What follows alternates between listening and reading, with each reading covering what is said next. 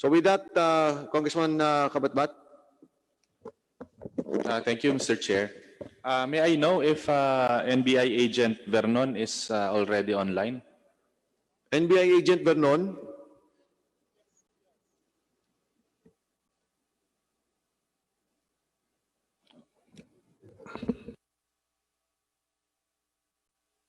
NBI Agent Vernon. Nandyan? Nandyan po siya? Okay. NBI Agent Vernon, are you there?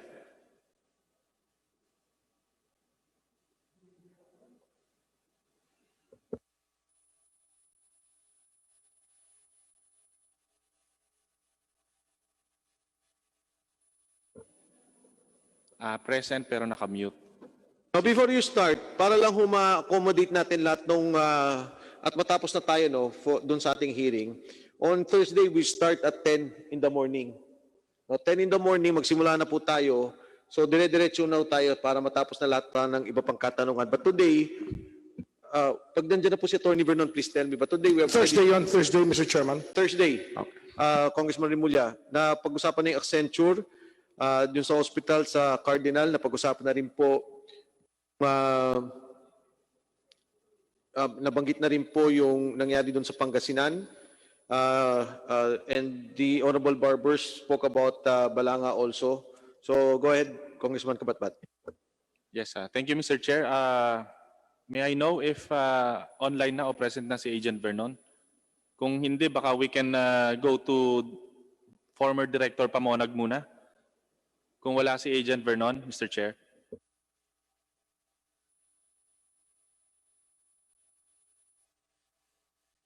Go ahead.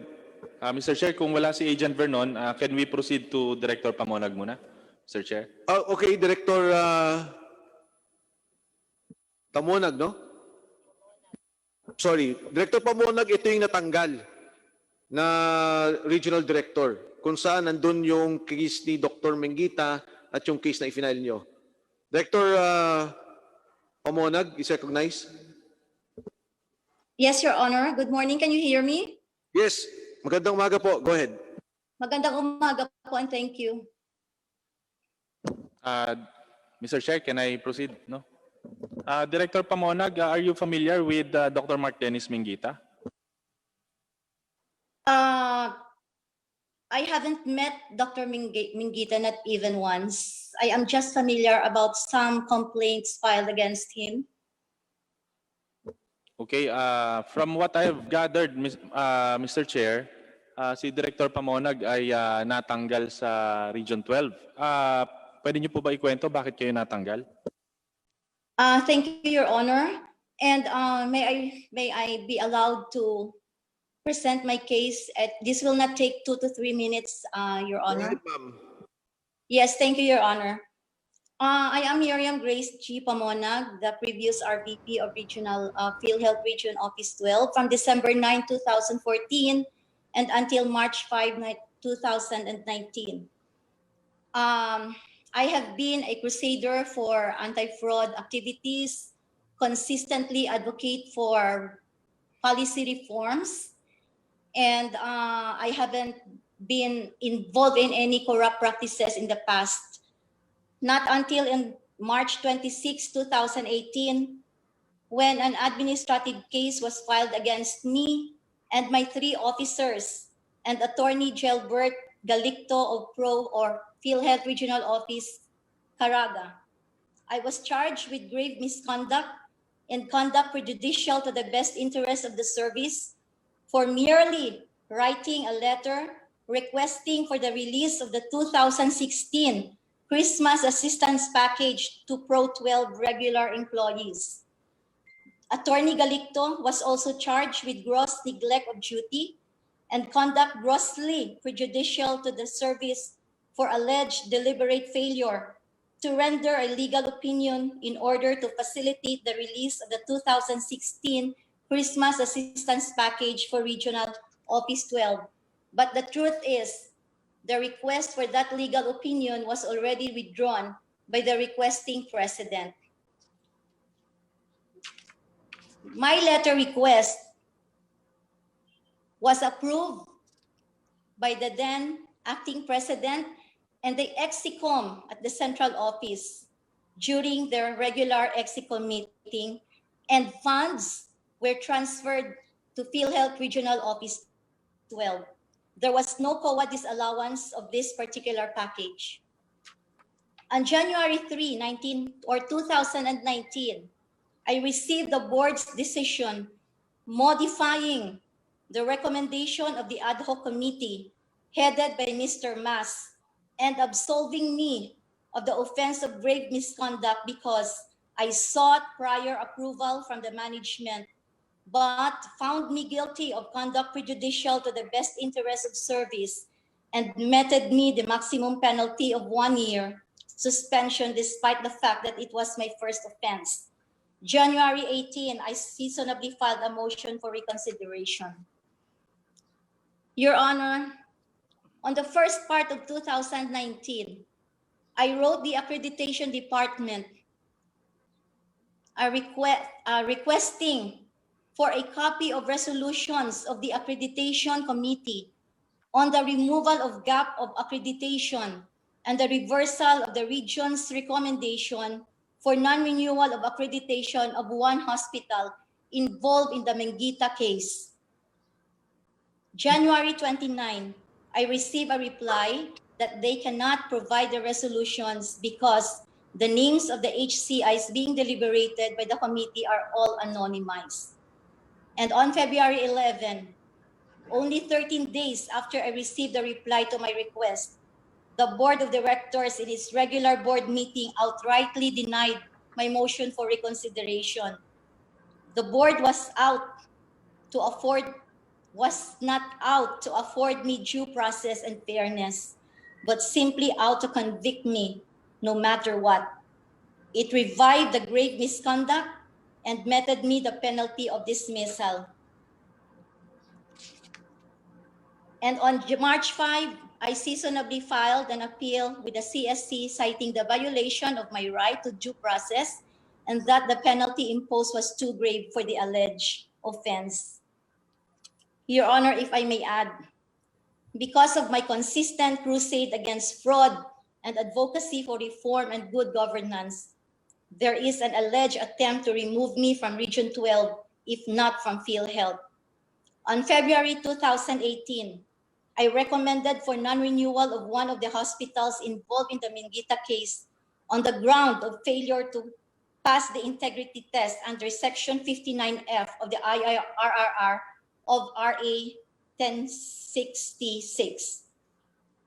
On March 26 to February 24, or to March 26 to June 24, I was preventively suspended for 90 days. July 5, 11 days after my suspension, the acting president, Ferrer, issued an order reassigning me to Pro Caraga. I filed an appeal to the civil service only July 6, which stayed the reassignment.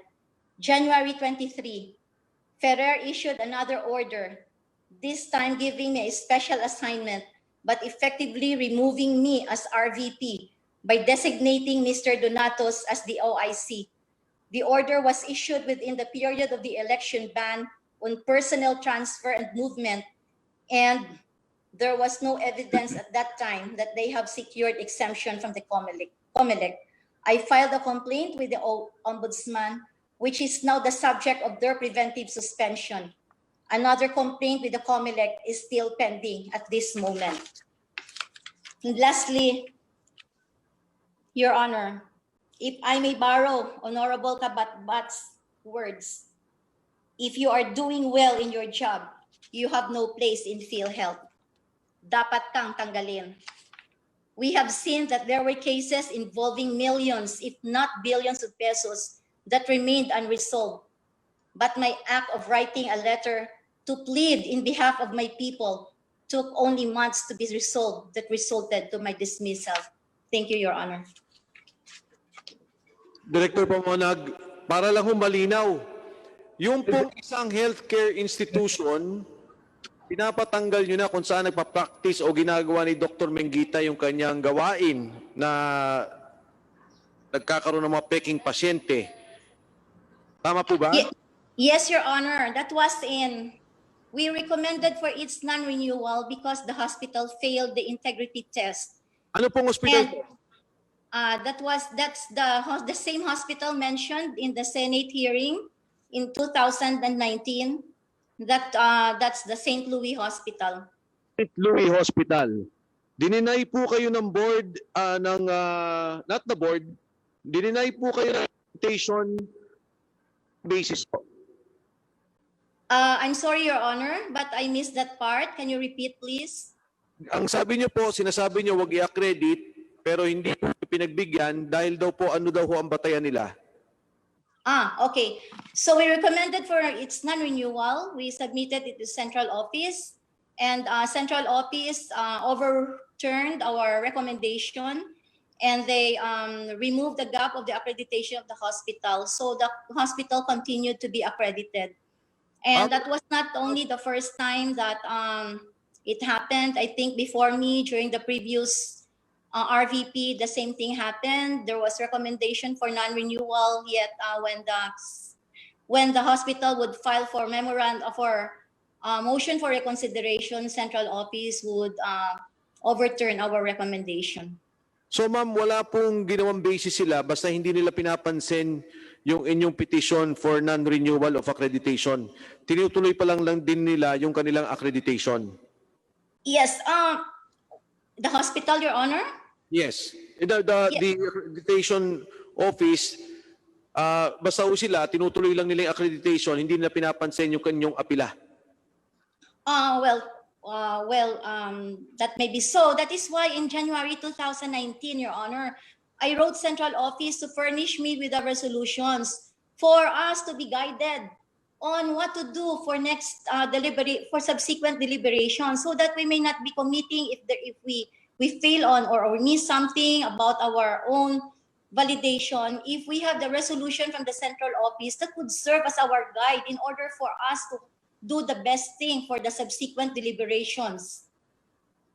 And Director Pamonag, hindi ito ang kauna-unahang pagkakataon na nangyari yung ganito. Sinasabi mo, maraming beses na nangyari sa iyan. Yes, in the past, but in my case, it only happened once. Okay. Honorable Kabatbat? Yes, thank you, Mr. Chair. Susugan ko lang yung line of questioning ni Chairman Mike Defensor, no? I appreciate the effort of Director Pamonag and her statement that she wants a corrupt-free Philhealth. No, Mr. Director Pamonag, matanong ko lang, totoo ba na you even undertook a massive information campaign against the wellness program of Dr. Mark Dennis Menguita? Is that true? The first thing that I did when I heard that there was a wellness program involving doctors, HCIs, the first thing that I did was to issue an advisory to the public so that they may be aware of the wellness program that is going on. And if you check, we have a regular radio program every Sunday. Wellness program would always be part of our announcement to the public. I see. So, Director, aminado kayo na itong ino-offer ni Dr. Mark Dennis Menguita na wellness program ay illegal. Tama po ba? Yes. It could be because if you do not gather people to go to you, because people who are really sick would go to the doctor. It's not gonna be the doctor who would seek for patients or for people and pretend that they are sick. I see. Thank you, Director Pamonag. Kasi I really appreciate what you've done, yung pagtanggal ng accreditation ng mga ospital. May headset ka dyan? Baka magreklamo mamaya ba? Wala akong headset.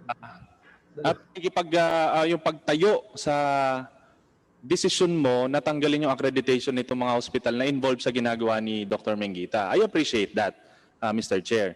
Kaya lang, nung sinabi mo na illegal ang wellness program ni Dr. Mark Dennis Menguita, and you even did a campaign to warn the public about the wellness program of Dr. Mark Dennis Menguita. Kaya lang, nung may nag-file ng complaint laban kay Dr. Mark Dennis Menguita about this wellness program, bakit po nyo dinismiss? Okay. Your Honor, not all complaints were dismissed.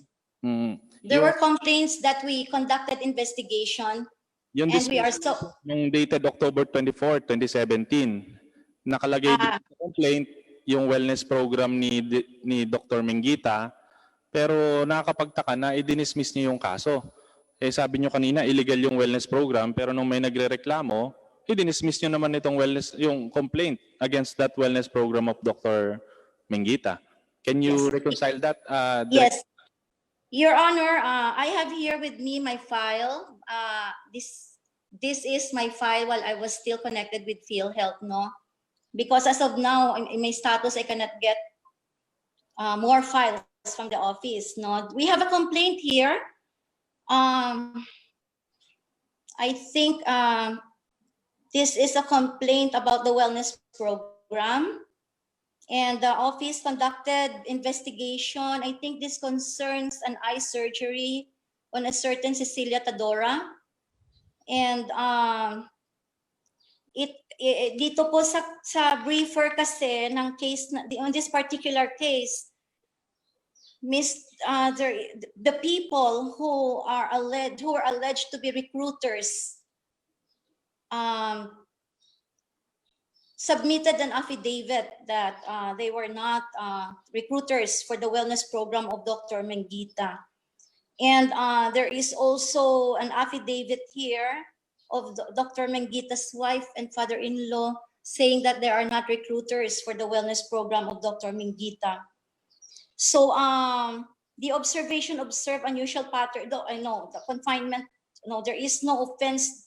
The recommendation of my legal unit then was there was no offense committed by Dr. Menguita when he referred Ms. Tadora to undergo eye surgery, since the patient, considering that upon check-up, the patient complained of blurry vision and showed signs of what I am saying, this is a very, Your Honor, this is a very long briefer, and I can only say to you, and I can assure you that investigation was conducted on this particular complaint, Your Honor.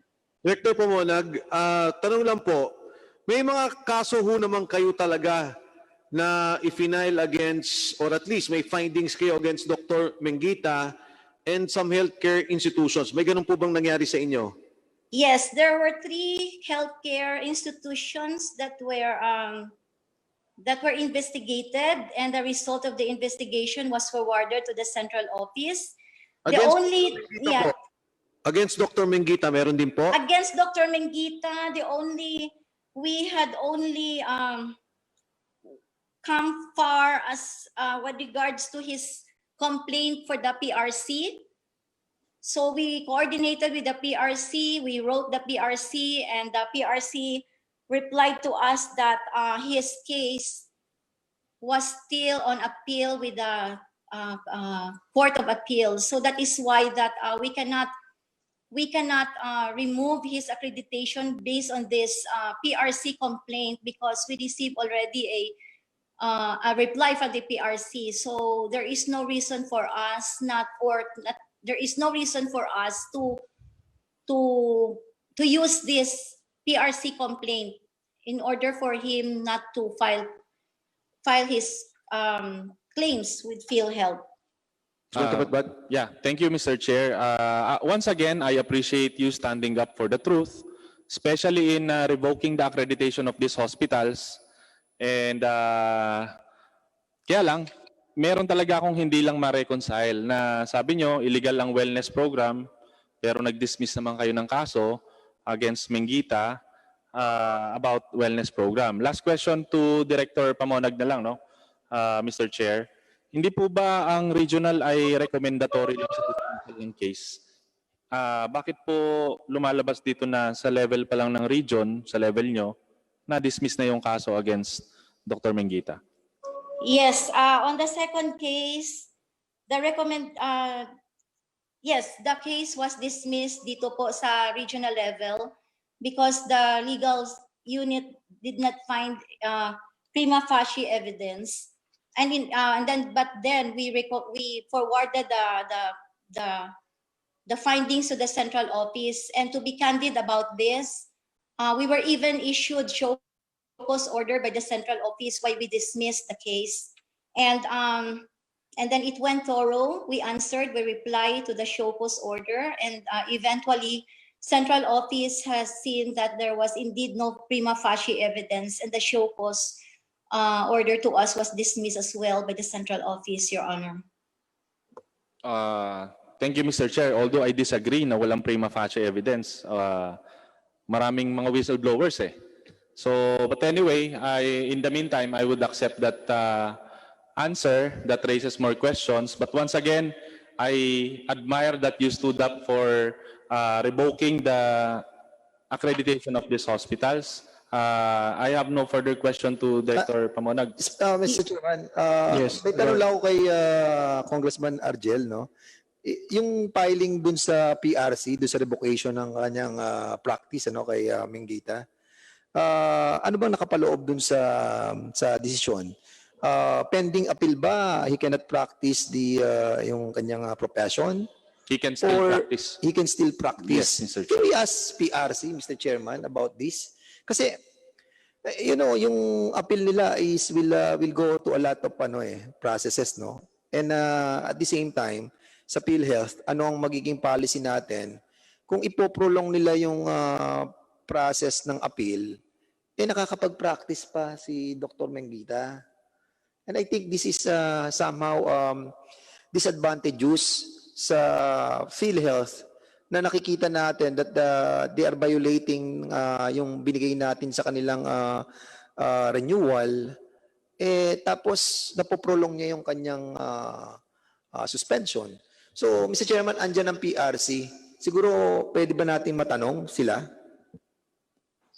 Yes, PRC. Just for the record, while they're getting PRC, I think it is the Court of Appeals who gave, para bang nagkaroon ng restraining order, na they can, injunction, that they can continue to practice whilst the revocation of their Yes, okay. In license. that case, Mr. Chairman, siguro ang tanungin natin yung policy maker, yung PhilHealth. Anong ginagawa natin sa ganitong mga klase? Then would you want to still go to PRC to ask the question? Policy, siguro si Vargas. Mr. Chairman, Yes, Attorney Bersaga. can we ask first PRC PRC kung muna. yung kanilang PRC. mga decision ay immediately executory until unless there is a restraining order issued by the Court of Appeals? That is correct, Mr. Chairman. Can we ask the PRC kung ano naging desisyon nila sa kasong to? PRC is recognized. Yes, go ahead, ma'am. Good afternoon. I am Dr. Eleanor Almoro, member of the Board of Medicine from the Professional Regulation Commission. Good afternoon po. Yes, ma'am. Ma'am, good afternoon. Ang tinatanong po ni Deputy Speaker Fernandez, yung pong mga nagkaroon ng kaso, pero of course, they go on appeal, nakapag-continue po. Paano po ba yung policy nyo sa PRC tungkol dyan?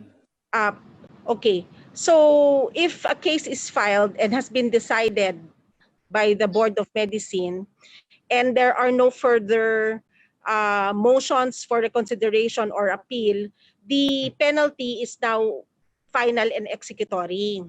However, in the case of Dr. Menguita, the decision at the level of the Board of Medicine was guilty. It was appealed to the commission. The commission upheld the decision of the Board of Medicine. Now, the respondent filed a case in the Court of Appeals. That's why the penalty is not yet executory. Just a clarification, Mr. Chairman. Honorable, Kung sakasakaling may desisyon na ang Professional Regulation Commission at yung desisyon ay inapilan ng complainant sa Court of Appeals, will the decision be considered executory although there is a pending appeal? No, sir, may I answer? No. The case now is not yet final and executory because it has been appealed to the Court of Appeals.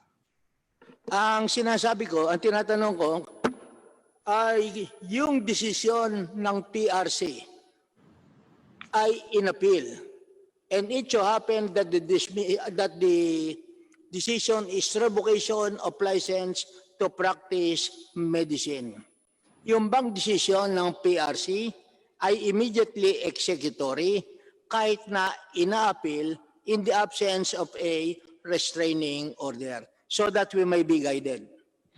Sir, the practice in PRC is that it is not yet executory until the Court of Appeals renders its decision and its decision becomes final. Well, I am not talking about the practice.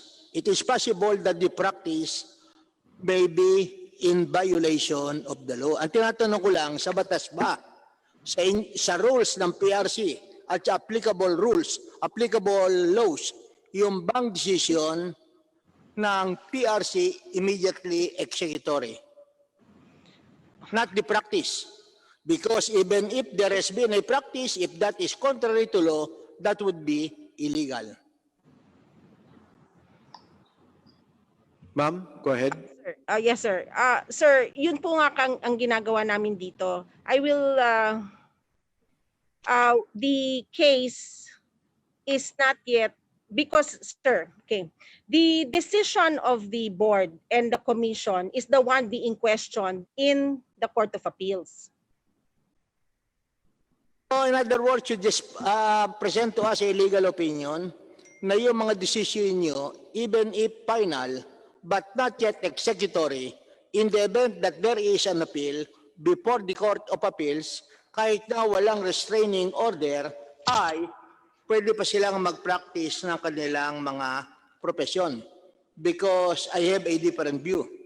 So in order not to argue this legal matter, i-present na lamang ang justification nyo na yung decision ng PRC will not be immediately executory. Thank you, Honorable Barsaga. Mr. Chairman, may tanong lang po ako sa PRC. Before the action of the Court of Appeals with regards to TRO, na-execute na ng PRC yung revocation ng license. Gano'n ba nangyari, PRC? It takes time also to file a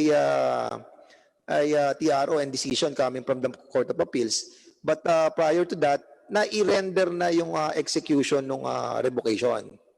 Hindi po, sir, because they were able to file their motion in the Court of Appeals within the reglementary period. So right away, nakapag-file sila ng TRO.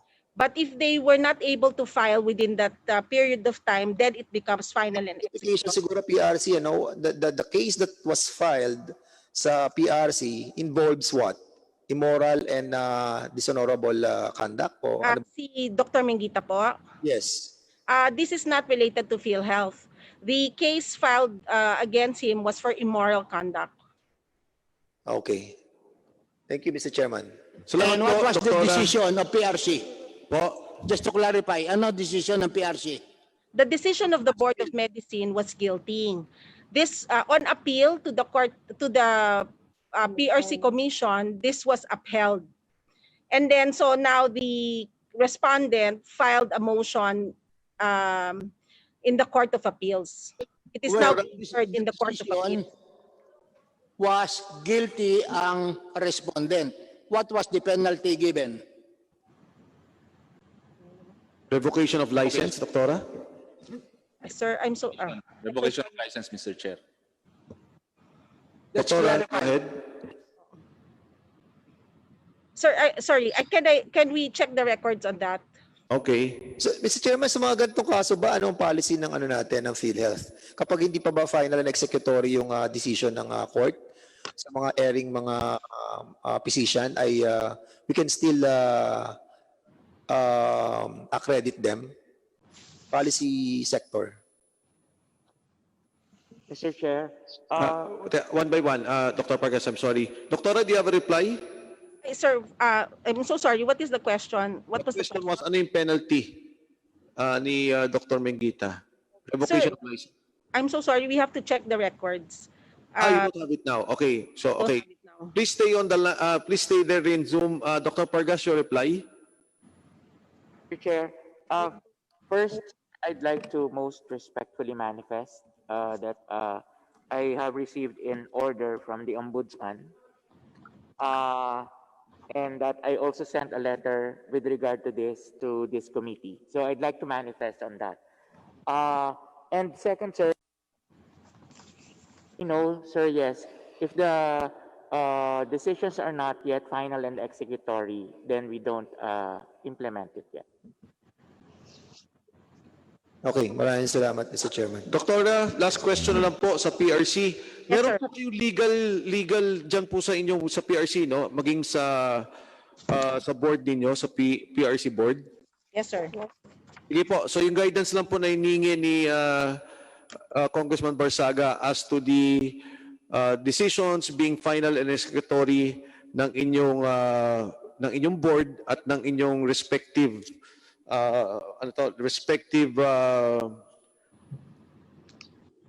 respective commission. So, Honorable Barsaga? So, yun lamang. Ano penalty? Revocation of license.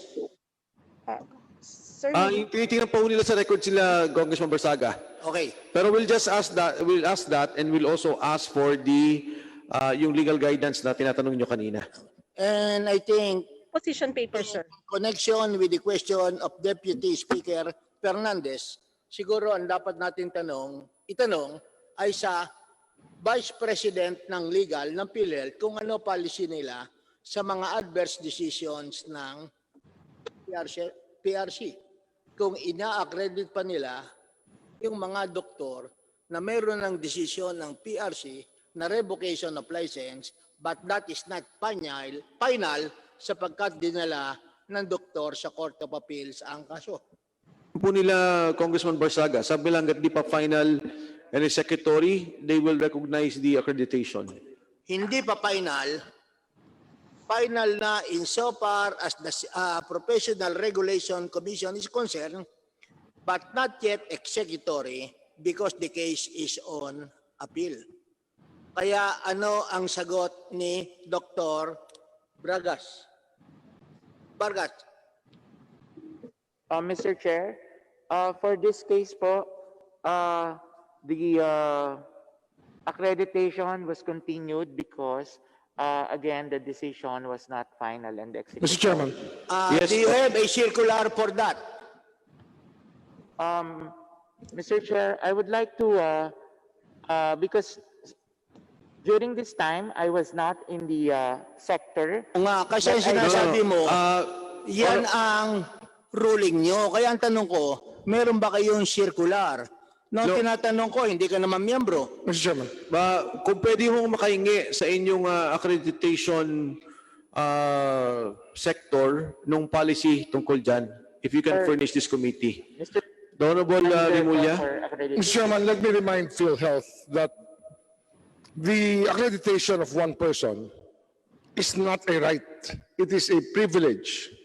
And if PhilHealth will just listen to its own, to common sense, that should be enough ground for them to drop the person from accreditation. Because if the person already has a derogatory record, why accredit him? It is not a right, Mr. Chairman. They're treating it as if it is a vested right that is demandable. It is not a demandable right, Mr. Chairman. It's a privilege to be accredited by PhilHealth. Thank you, Honorable Rimulya. So yung accreditation po ninyo, if you can submit to us the procedure on that para makita natin. So Mr. thank Chair, you. yes. Honorable Kabatbat, last word. Mr. Chair, as far as Director Pamonag is concerned, I have no further questions. But I would like to ask if Agent Vernon is already online. I'm sorry, Honorable Kabatbat, but there is, they have to disinfect again the plenary, so we have to exit by this time. I would like to ask for the next round, Mr. Chair. for an Yes. opportunity to interpolate Agent Vernon. Yes, before I continue, let me just recognize the arrival of our hardworking minority floor leader. We have a balanced group here of the senior citizens and the not so senior ones. Well, no, but gusto ko lang pong i-emphasize na marami po dito hindi dapat lumalabas. But our senior members of the Congress are still here para ho umattend dito. So with that, on Thursday, 10 a.m., Your Honor, Yes, Doctor. Your Honor, this is again Dr. Pamonag. With your indulgence, I would want to make one statement only. It will not take 15 seconds. Go ahead. Yes, Your Honor, I just would want to say that during my stint as a government servant, I was never involved in any corrupt practices. And it's not only me who is standing by what is right and what is wrong. We have other officers in the corporation who also consistently crusade against fraud and advocate for reforms and good governance, who are also facing admin cases of all sorts. And I think this will be submitted to you also by the Civil Service Commission on Thursday, so that you will have a better idea on what is happening to good people in the corporation. With that, Your Honor, thank you so much. Dr. Pamonag, bago tayo magtapos, ikaw ba'y naniniwalang may mafia dyan sa loob ng PhilHealth? Well, it depends. But we were tagged last year as the mafia, but we are the good mafia. If it's the price that we have to pay being tagged as the mafia for standing for what is right, so be it, Your Honor.